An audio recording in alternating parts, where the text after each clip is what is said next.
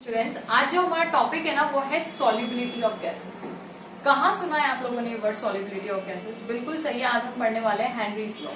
Henry's law ये बोलता है कि जितनी ज्यादा आप जो गैसेस हैं उसको हाई प्रेशर पे उतनी ज्यादा डिसॉल्व होती जाएगी। मतलब अगर आपका प्रेशर ज्यादा तो सॉल्युबिलिटी ऑफ गैस भी ज्यादा, अगर प्रेशर कम तो सॉल्युबिलिटी ऑफ गैस भी कम हो जाएगी आपकी। ठीक है, तो this is simple Henry's law. इसका बेस्ट एग्जांपल अगर मैं आप दूं तो अगर आप किसी शॉप पे गए हुए हैं और वहां पे आपको कोको कोला की बोतल ये सब दिखती है तो कितनी मतलब कुछ उसमें फिजीनेस दिखाई नहीं देता है ना। आपको एक ब्लैक कलर की बोतल दिखाई देती है ना, उसके अंदर ब्लैक कलर का लिक्विड भरा हुआ है, करेक्ट। तो उसमें किया क्या जाता है, हाई प्रेशर पे गैसेस को कंप्रेस कर दी जाती है, करेक्ट है। अब हाई प्रेशर पे गैसेस को कंप्रेस करेंगे तो होगा क्या वहां पे, तो जो कार्बन डाइऑक्साइड गैस है उसको हाई प्रेशर पे कंप्रेस कर दी तो लिक्विड में घुल मिल जाएगी। क्या बोला मैंने, अगर प्रेशर हाई तो सॉल्युबिलिटी भी ज्यादा हो जाएगी। तो हाई प्रेशर डाला तो कार्बन डाइऑक्साइड जो अभी तक घुल नहीं रही थी वो क्या होने लग गई, घुलने लग गई। ठीक है, तो आपको कुछ नहीं दिखाई देगी। जैसे ही आप कैप ओपन करते तो आपको क्या दिखाई देता है, आपने जैसे ही कैप ओपन की तो आपने प्रेशर को रिड्यूस कर दिया। जैसे ही आपने प्रेशर को रिड्यूस किया तो हुआ क्या, जो अंदर का जो कार्बन डाइऑक्साइड गैस थे जो हाई प्रेशर पे डिसॉल्व थी अब लो प्रेशर हो गया उसके लिए। तो कार्बन डाइऑक्साइड क्या करेगी, एस्केप करने की कोशिश करती है। एस्केप करने की कोशिश करती है तो आपको फिजीनेस दिखाई देता है। ठीक है, मैं इस पॉइंट पे वापस से आऊंगी। अब देखिए कि एक और इसका एग्जांपल देखिए। अब आप सोचिए कि अगर आप स्लो बॉटल को ओपन करते हैं तो क्या होता है, जो फिजीनेस तो आता है लेकिन थोड़ा सा धीरे से आएगा।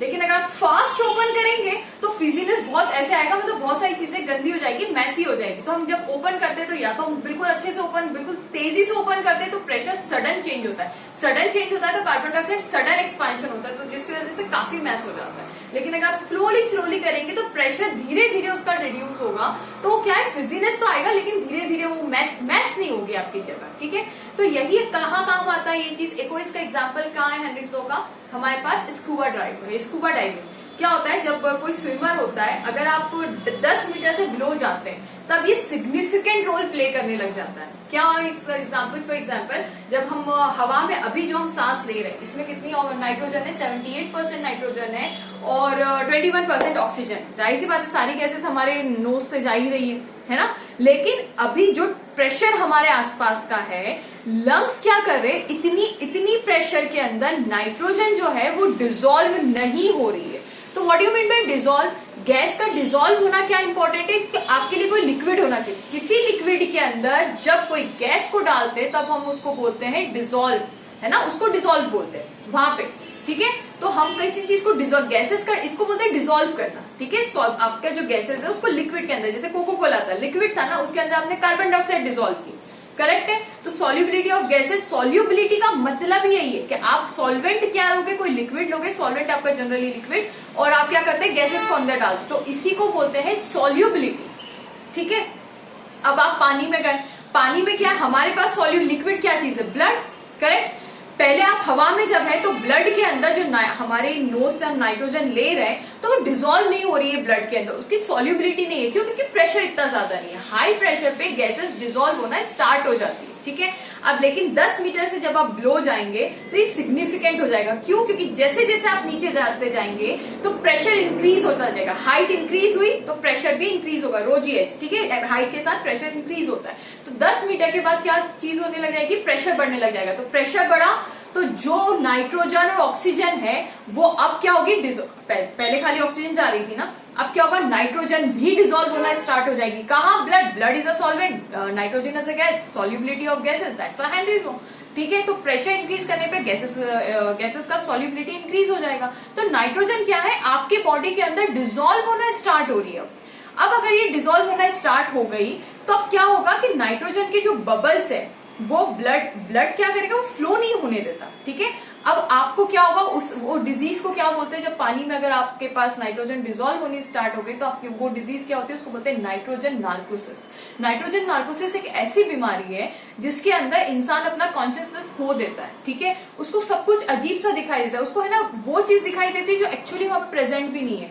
फॉर एग्जाम्पल उसका देखिए, आप जब कोई इंसान ड्रिंक करता है ड्रिंक करने के बाद क्या है, वो अपना कॉन्शियसनेस लॉस कर देता है, उसको समझ ही नहीं आता कि सामने क्या है, कौन आ रहा है, किससे क्या बात करनी है। ठीक वैसी ही सिचुएशन पानी में अगर हो गई तो आपको सडनली शार्क्स में मेल फीमेल कुछ भी दिखाई दे सकता है। आपको ऐसा लगेगा शार्क के साथ आप डांस करने लग जाएंगे, मच्छियों के साथ डांस करने, उनके साथ बातें करने लग जाएंगे। तो आपको ऐसा लगेगा कि यहाँ पे मेरा घर है, आपको घर दिखाई देने लग जाएगा, आपको कुछ और ही वर्ल्ड दिखाई देने लग जाएगा।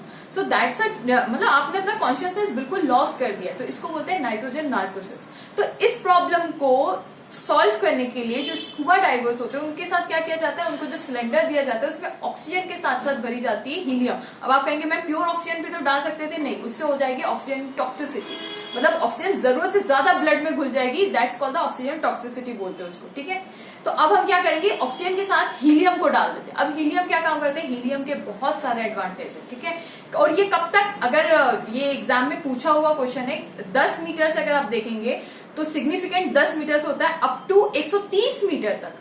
तो हम जो सिलेंडर में डालते हैं वो क्या डालते हैं हम लोग, हीलियम प्लस ऑक्सीजन डाल देते हैं। अब हीलियम प्लस ऑक्सीजन क्या काम करते हैं, हीलियम क्या काम करती है पहले वो देखते हैं, हीलियम का फायदा कितना है। सबसे पहले हीलियम जो है वो ब्लड में इतने जो प्रेशर होता है ना 10 मीटर से लेके 130 मीटर तक, हीलियम क्या है ब्लड में इतने प्रेशर पे बहुत ज्यादा डिसॉल्व नहीं होता जितना नाइट्रोजन डिसॉल्व हो जाता है ना, ब्लड के साथ नाइट्रोजन बहुत ज्यादा डिसॉल्व हो जाता है। ठीक है, जिसकी वजह से बबल्स, नाइट्रोजन बबल्स बनेंगे, ब्लड का फ्लो होना प्रॉब्लम हो जाएगा, आपके ब्रेन तक सिग्नल नहीं पहुंचता है। लेकिन हीलियम क्या काम कर रहा है, हीलियम रोक रहा है उस चीज को, हीलियम बहुत ज्यादा डिसॉल्व नहीं हो रहा है आपके ब्लड के अंदर।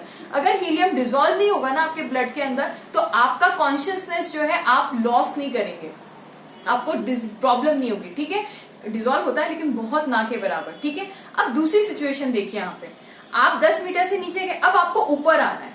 ठीक है, तो जनरली जो हम स्विमर्स क्या करते हैं, ऐसे अगर फास्ट ऊपर आए तो याद कीजिए, अभी मैंने कोको कोला का एग्जांपल दिया था, अगर आपने बहुत तेज बॉटल ओपन कर दी तो एकदम ज्यादा फिज ऊपर आएगा और मैसी हो जाएगा। तो जब डाइवर्स एकदम ऊपर सरफेस पे आने की कोशिश करते हैं फास्ट रेट से, तो प्रेशर जो है सडन चेंज होता है, एकदम हाई प्रेशर से आप लो प्रेशर पे आने की कोशिश कर रहे हैं। तो अभी इमेजिन कीजिए कि वो अगर सिलेंडर के अंदर नाइट्रोजन डाल दी होती तो नाइट्रोजन अभी हाई प्रेशर पे तो आपके ब्लड में डिसॉल्व कर दी गई है, लेकिन जैसे ही आप ऊपर आएंगे तो नाइट्रोजन क्या होगी, अब वो वापस से प्रेशर लो हो गया, तो नाइट्रोजन आपके ब्लड वेसल से वापस से बाहर निकलने की कोशिश करेगी। अब वापस से बाहर निकलने की कोशिश करेगी तो इस सिचुएशन को बोलते हैं डीकम्प्रेशन या बैंड्स भी बोला जाता है। डीकम्प्रेशन का मतलब क्या होता है कि इंसान को हाई प्रेशर में जो नाइट्रोजन अभी डिसॉल्व हुई थी, अब आप सोचिए सडनली गैसेस बाहर आएंगी तो वेंस, जो ब्लड वेंस की हालत क्या होती होगी, जो वेसल से उनकी हालत क्या होती होगी। तो ऐसी सिचुएशन के अंदर उस इंसान को जो डिजीज होता है उसको बोलते हैं सीजर्स, है ना, उसको वो